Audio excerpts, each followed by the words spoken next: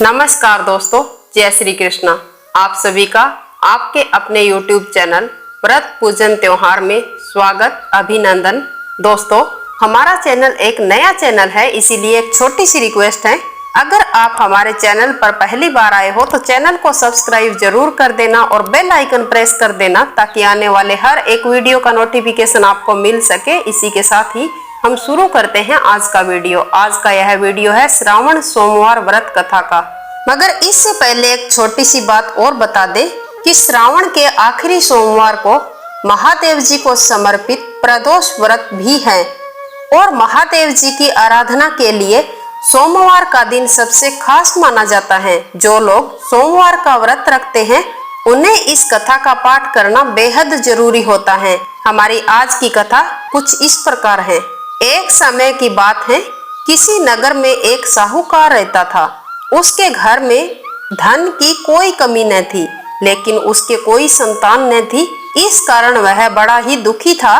पुत्र प्राप्ति के लिए प्रत्येक सोमवार को व्रत रखता था और पूरी श्रद्धा के साथ महादेव जी और माता पार्वती की पूजा करता था। उसकी भक्ति को देखकर एक दिन माँ पार्वती प्रसन्न हो गई और महादेव जी से उस साहूकार की मनोकामना पूर्ण करने का आग्रह किया।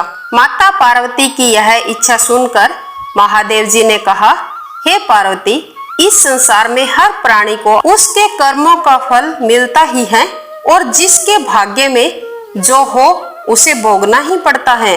लेकिन माता पार्वती ने साहूकार की भक्ति का मान रखने के लिए उसकी मनोकामना पूर्ण करने की इच्छा जताई।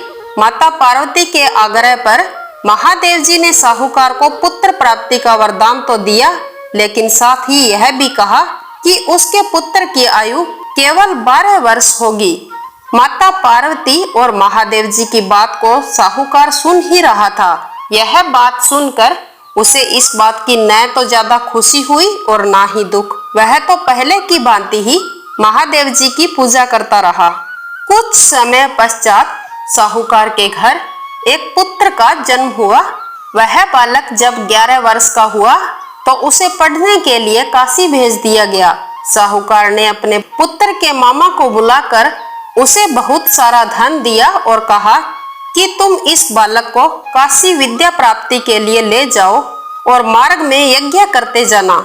जहाँ भी यज्ञ कराओ वहाँ ब्राह्मणों को भोजन कराना और दक्षिणा देते जाना। दोनों मामा भांजे इसी तरह यज्ञ कराते हुए और ब्राह्मणों को दान दक्षिणा देते हुए काशी की ओर चल पड़ते हैं। वह इस कदर यज्ञ करते हुए चलते जा रहे थे। चलते चलते उनको रात हो गई और पास ही में एक नगर था। वहां पर रात्रि विश्राम के लिए दोनों मामा भांजे रुके हुए थे। जिस नगर में और राजा की नगरी में वह दोनों रुके थे, उसी रात उसी राजा की कन्या का विवाह था।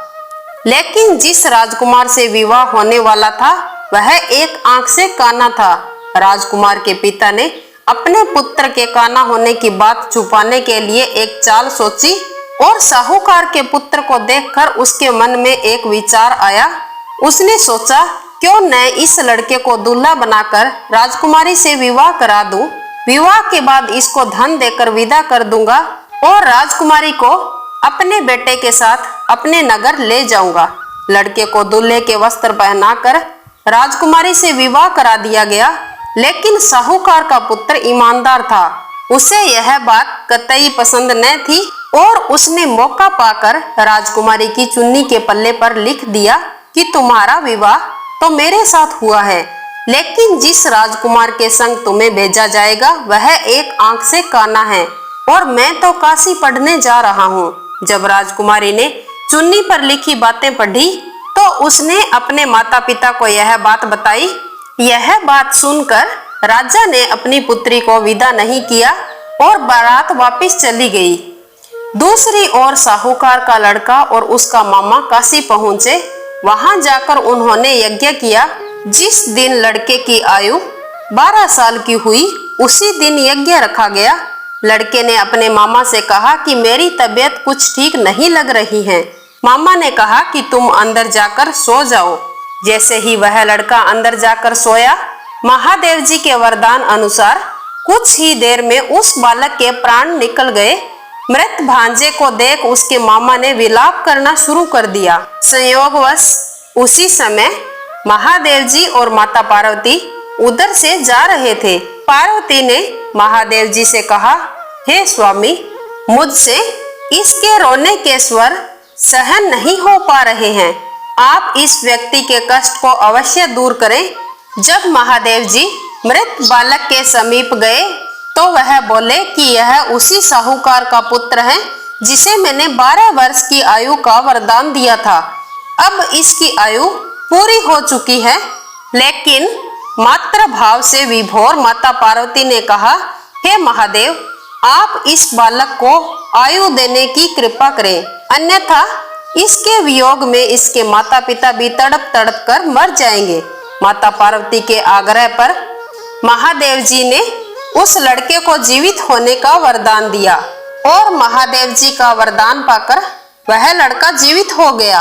शिक्षा समाप्त करके लड़का मामा के साथ अपने नगर की ओर चल दिया।